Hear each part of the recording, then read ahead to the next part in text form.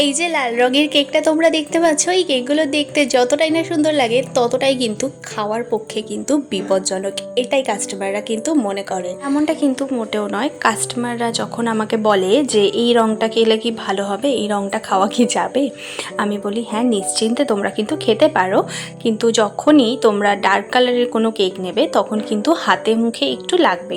তোমরা বলো স্বাভাবিকভাবেই কোনো কেকের কালার যদি একটু ডিপ হয়ে যায় তখন কিন্তু সেই কেকের কালারটা হাতে মুখে একটু হলেও লাগবে। কালার অ্যাট্রাকশন এমন একটা জিনিস যেটা হাতে মুখে লাগলেও কাস্টমাররা কিন্তু আমার থেকে এরকম ডার্ক কালার কেক প্রচুর অর্ডার করে। তবে আমার এটা একদমই মনে হয় না যে ডিপ কালার হলেই কেকটা বেশি সুন্দর দেখতে লাগে, কারণ একটা লাল রঙের কেকের পাশে যদি একটা পুরো সিম্পল সাদা রঙের কেক রাখা হয় তাহলে তার আলাদা সৌন্দর্য একটা পাওয়া যায়, কিন্তু মানে তার সৌন্দর্যটা একেবারেই আলাদা হয়ে যায়। তবে লাল রং আর সাদা রঙের মধ্যে তফাৎ কিন্তু আছে, কি বলো? আজকে কেকটা কেমন লাগলো অবশ্যই জানিও। টাটা।